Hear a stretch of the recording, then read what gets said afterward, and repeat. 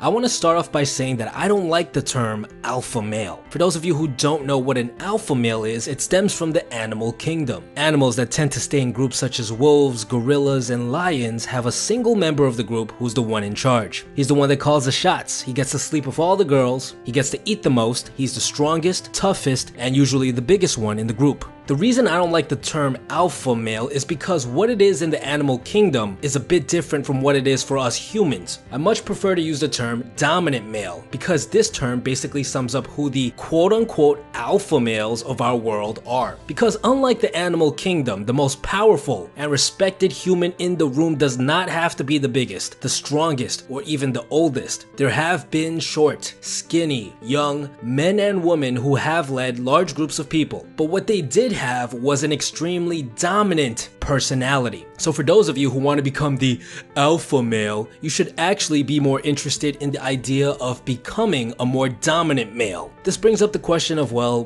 what exactly is a dominant person like? Well, someone who is dominant will go after what they want. For example, if they have a question, they'll ask it. If they have an opinion, they'll state it. If they see a girl they think is cute, they'll talk to her. If they see a potential business opportunity, they'll open up the conversation. If they have a goal, they'll chase after it very hard. The important thing to note is the fact that dominant people actively pursue whatever it is that they want. This is the one thing that separates the dominant people from the quote-unquote beta males in the room. The beta males have goals, they have wants, but they rarely ever make them public. For example, a beta male who likes a girl will hesitate to show her that he's interested. He'll wait and wait until the time is right and finally confess 6 months down the line. And most of the time the girl turns him down because the very fact that he waited this long just to muster up the courage is a very unattractive trait. So the question remains, well, how exactly can you become more dominant? Well, there's two things that you have to work on. Number one is to build confidence. Confidence is basically how much faith you have in your ability to accomplish something. The reason people have low levels of confidence is because they rarely ever win any battles. What do I mean by this? Are we going to war improvement pill? Well, no.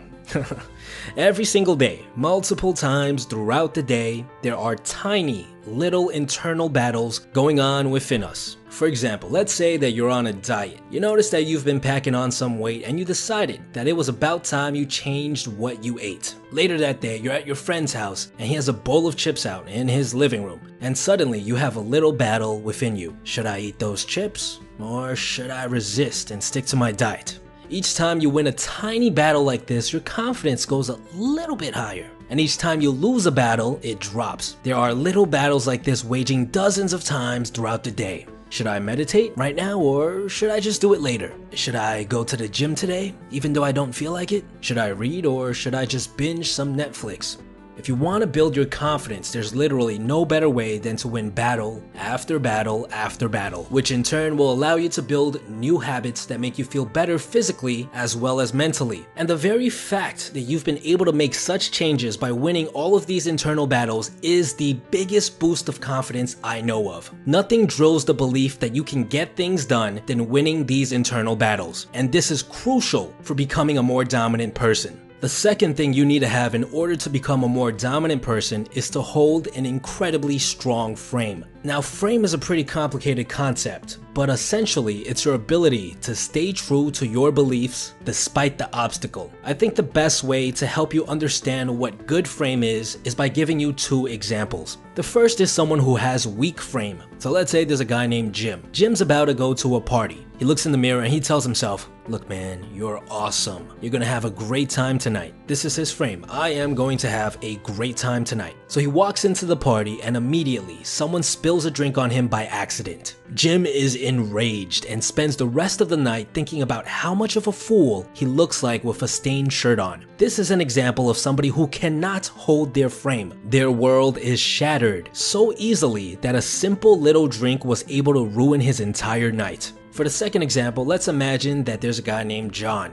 John, on the other hand, starts with the same exact frame. I am awesome and I'm gonna have an awesome time tonight. So John walks into the party and immediately he gets a drink spilled on him. The first thing he does is laugh out loud. Ho ho ho. He continues to have fun and girls even question him about the huge stain on his shirt.